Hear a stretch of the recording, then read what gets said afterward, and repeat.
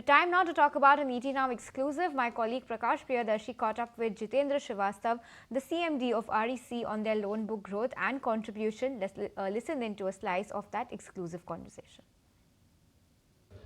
The last 2 or 3 years, we have seen a strong upward trend in sanctions as well as in disbursals, which have contributed to a good increase in our loan book. Our loan book last year was at 5 lakh crores. This year it stands at around 5.67 lakh crores. And we would like to see it touch around 10 lakh crores by 2030. To achieve this, we are focusing on renewables. We would like to see at least 30% of our overall loan book coming from renewables. So we are looking at roughly 3 lakh crores coming from the renewable sector. Currently, we are at 52,000. So we have a long way to go in the renewable sector, but we are hopeful that with our prudent practices, our strong entity appraisal process, and with this new sector which is really coming up in a big way, we are quite hopeful of meeting our targets. Okay, as you mentioned that you are diversifying your portfolio, banking upon renewable projects. Which are those projects or those sector comes under renewable category where you are banking upon? See, you have solars, you have PSPs, you have wind projects, the entire gamut of green hydrogen and come into our notice. We are working to see what are the implications of this sector because investments are huge and consequently our risk exposure is also likely to be fairly high. So we would like to be satisfied that revenue streams are stable or at least we are assured that the revenue streams will be stable. So we will do some due diligence and we would like to evaluate the sector carefully before plunging into it properly. And what about nuclear power? There was some announcement in the budget as well.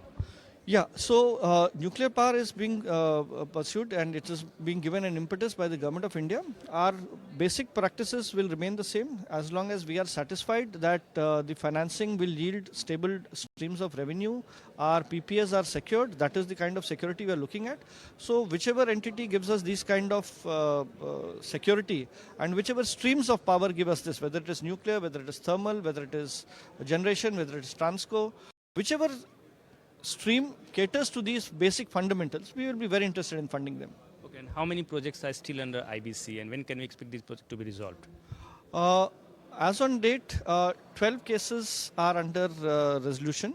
Some are in NCLT, some are not in NCLT. Wherever they are in NCLT, we will be closely working with all the stakeholders concerned. And wherever it is not in NCLT, we will try to resolve them on a case-to-case basis. Sir, I must ask one question on recent Supreme Court's order on JSW and Bhushan Power case. It's a different kind of scenario. Do you think that these orders will have some implication on investors' confidence and it requires the relook on overall process, IBC process? We have seen this judgment. We are evaluating it, whether it is going to have any impact on RECs and the specific cases that we have done. As on date, as per what we have evaluated so far, we don't see this judgment having any current repercussion on REC lending. Okay. Last question before I let you go on RBI's draft project financing norms. You have already submitted your comments to the RBI. Has there been further progress on that? We have submitted it. If you like this video, then like, share and subscribe to ET Now.